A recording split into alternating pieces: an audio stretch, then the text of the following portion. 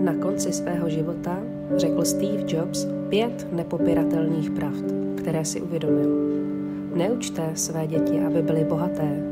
Vychovávejte je ke štěstí, takže až vyrostou, budou znát skutečnou hodnotu věcí a ne to, kolik stojí. Jeste své jídlo jako lék, jinak se stanou léky vaším jídlem. Ti, kteří tě milují, tě nikdy neopustí, i když existuje 100 důvodů k tomu, aby to vzdali. Vždy si najdou alespoň jeden důvod, proč zůstat. Pokud chceš jít rychle, jdi sám, ale pokud chceš jít daleko, kráčejte pospolu.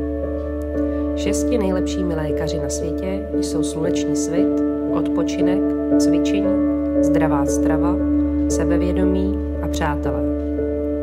Udržuj si je po celý život a užívej si zdravého života.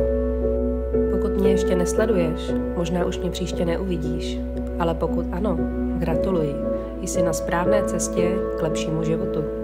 Nezapomeň dát videu like, okomentovat a sdílet s přáteli.